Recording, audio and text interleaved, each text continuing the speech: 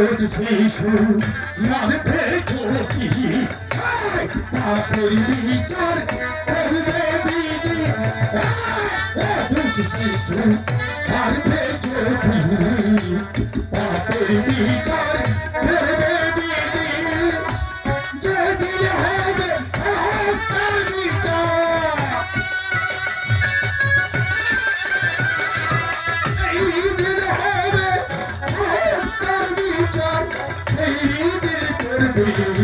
ভীষণ ভেবে মেরুনা বেরোনা ওই শিশুরে মেরুনা বেরোনা ওই শিশুরে মেরুনা বেরোনা ওই শিশুরে তাহলে এই সন্তানটিকে আমি কি করবো রেখে দে পথের ধাতে রক্ষা করবে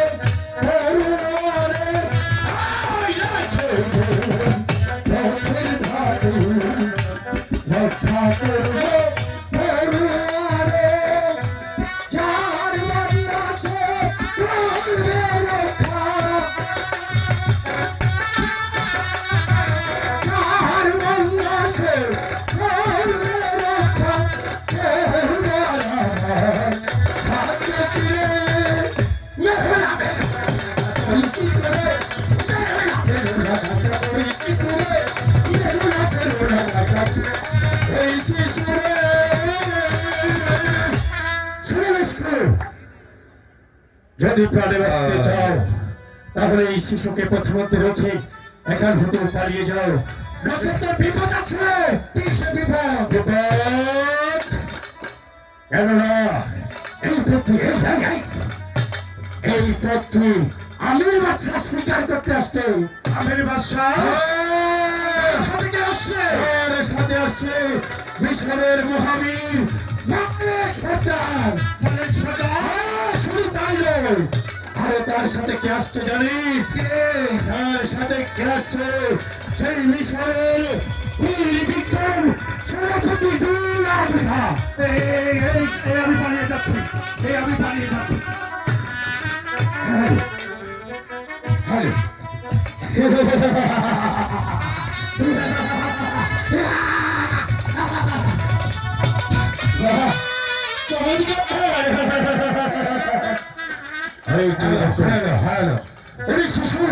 তুই খিলখিল করে হাসছিস অথচ তুই বুঝতে পারছিস না যে আমি পথিমধ্যে পড়ে রয়েছে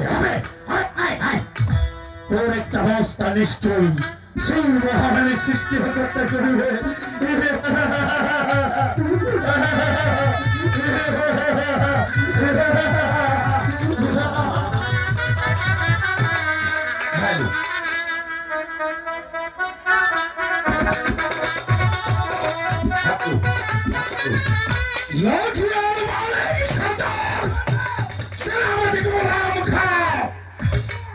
শিকার করতে করতে ক্লান্ত হয়ে পড়েছি এই তো চারদিকে দেখা যাচ্ছে একটা বড় বৃক্ষ ওই বৃক্ষের তলায় আমরা একটু বিশ্রাম করে তারপরে চলে যাবো আজকে ফিরে বল পেরিয়ে চারদিকে দূরে আরেকটি বন দেখা যাচ্ছে ওই বনে গিয়ে শিকার করে ফিরে যাবো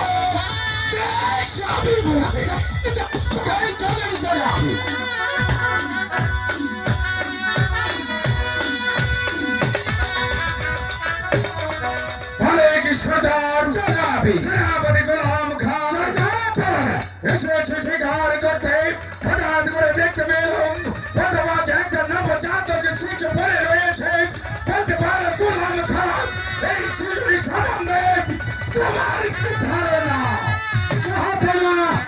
हमारे गुस्ताखी माफ करবেন সম্রাটের আলম আমার মনে বলছে কোন দোষ চরিত্র নারীর অবৈধ সন্তান সেই নারীর রক্ষার ভয়ে সকলের চোখে আড়ালে এই সন্তানটিকে পথের মধ্যে রেখে গিয়েছে আপনি আমাকে হক দিন এই মুহূর্তে এই ছোট সন্তান আমার মনে হয় আলেকজান্ডার জনাবি তোমার কি ধারণা জনাব আমি বলছিলাম কি আমার মনে হয় ওর মা ওকে বুকের মাঝে নিয়ে বলে ভাত বিচারটা করেছিল তাই তো হিংস্র দানব এসে ওদের মাকে সামনে রক্ষা করেছে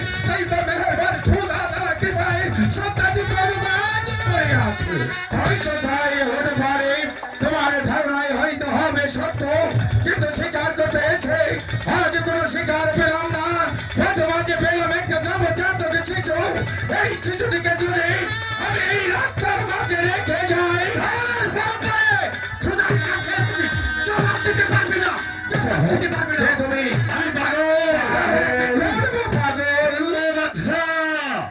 যদি তুমি তোমার মন চাও তাহলে এই শিশুকে তোমার কোলে তুলে নাও।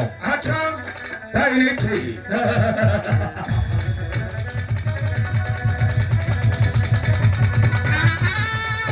এখন কি করবো পাগল? শুনো, তুমি তোমার এই মিশরের মহাবীর মালিক সরকারকে দান করো। চলো দশটা ভাগের মতো শক্তি আমার শরীরে, কিন্তু মেহেরবান খোদা তারা আমাকে একটি সন্তান দেয়নি।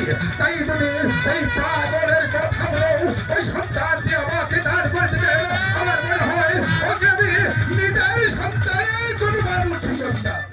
তাই হবে লাঠি আর মালে কি সন্তান চলাবি। পাগলের কথা মতো আমি সন্তানটি তোমার হাতে তুলে দিচ্ছি, তুমি ওকে লালন পালন করবে। মনে রাখবে মালিক সরকার একটি কথা, এই সন্তানটি শুধু লালন পালন করার দায়িত্ব ভার তোমার। আসলে ব্যক্তি হিসাবে এই দায়িত্ব নিলাম আমি। পাগলের কথা মতো সন্তানটি যখন আমার হাতে তুলে দিয়েছে, আমি খুদার সরিষায় বলছি, আমি লেখা বড় শিখিয়ে মানুষের মতো একটি মানুষ করে তুলি। আচ্ছা পাগল, শুনে পাচ্ছ না? আরে কি কথা বলবো, আমার কথা রাখবে? বলো কি বলতে চাও? আমার কথা রাখবে? কেন বাবা? আমার কথা রাখতে বলবে, রাখবে আমার কথা। তুমি কি বলবে? এই শোনো, তোমরা সকলে মিলে এই ছেলেকে মনে রাখবে। কেন আশ্চর্য হলে কেন? নামটাকে ভালো হয়নি কেন? পছন্দ হবে না? আবু কাসেম হচ্ছে আমাদের নবী করিম সাল্লাল্লাহু আলাইহি ওয়াসাল্লামের পছন্দনীয় নাম, যে নাম আল্লাহর নামের সঙ্গে সংযুক্ত। উত্তম নাম হয়েছে পাগল, উত্তম নাম হয়েছে। আজ হতে এই সন্তানটিকে আমরা তোমার কথা মতো কাসেম বলে ডাকবো।